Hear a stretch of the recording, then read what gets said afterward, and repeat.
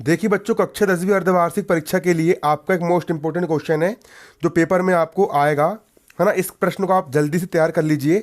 तैयार क्या करना, मैं आपको समझाऊंगा तो आपको समझाने में ही याद हो जाएगा। ठीक है बच्चों, है ना। आप इसको समझ लेंगे तो आपको वैसे ही याद हो जाएगा, ईजी याद हो जाएगा। ठीक है, आप इसको समझ लीजिए। आपके यहाँ पर क्वेश्चन क्या है आप यहाँ पर समझ सकते हो। ठीक है, यहाँ पर आप समझ लीजिए क्वेश्चन यहाँ पर क्या है ना। क्वेश्चन यहाँ पर आप समझ लीजिए। ये प्रश्न देखिए 2020 में भी आ चुका है ना। अध्याय 2 का आपका प्रश्न है, प्लास्टर ऑफ पेरिस को आर्द्र रोधी बर्तन में क्यों रखा जाता है। प्लास्टर ऑफ पेरिस जो होता है ना बच्चों, वो एक प्रकार का क्या होता है, पाउडर होता है। प्लास्टर ऑफ पेरिस, इसको हम पाउडर होता है।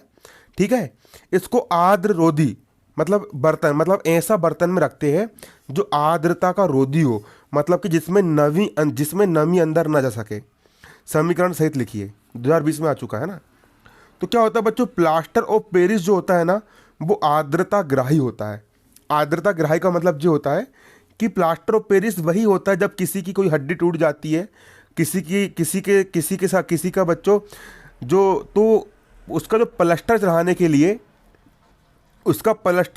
लिए बच्चों, है ना, उसका प्लास्टर चढ़ाने के लिए प्लास्टर ऑफ पेरिस का उपयोग करते हैं, है ना। तो प्लास्टर ऑफ पेरिस आर्द्रता ग्राही होता है, नमी को पकड़ लेता है और आर्द्रता नमी या जलवाष्प से क्रिया करके कठोर ठोस पदार्थ का निर्माण कर लेता है।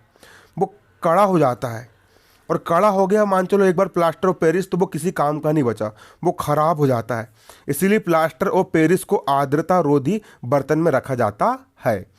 जैसे कि प्लास्टर ऑफ पेरिस का यहाँ पर एक सूत्र है CaSO4 इंटू हाफ H2O, इससे मिलकर के बनता है प्लास्टर ऑफ पेरिस।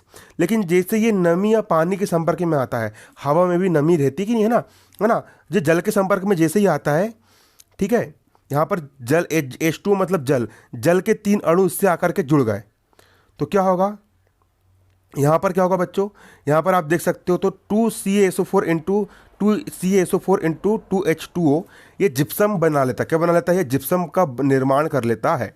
और जिप्सम क्या होता है, जिप्सम किसको बोलते हैं, जब प्लास्टर ऑफ पेरिस में जब नमी लग जाती है और जब वो कठोर पदार्थ बन जाता है, इसी को जिप्सम कहते हैं।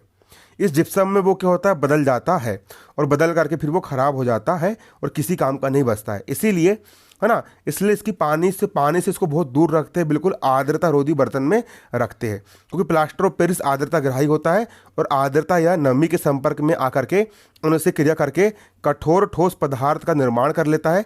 इसीलिए प्लास्टर ऑफ पेरिस को आर्द्र रोधी बर्तन में रखा जाना चाहिए। ठीक है बच्चों, ये क्वेश्चन को आप जल्दी से याद कर लीजिए बच्चों। ठीक है, अगला क्वेश्चन आपके लिए अगले वीडियो में जल्दी लेकर के आऊँगा।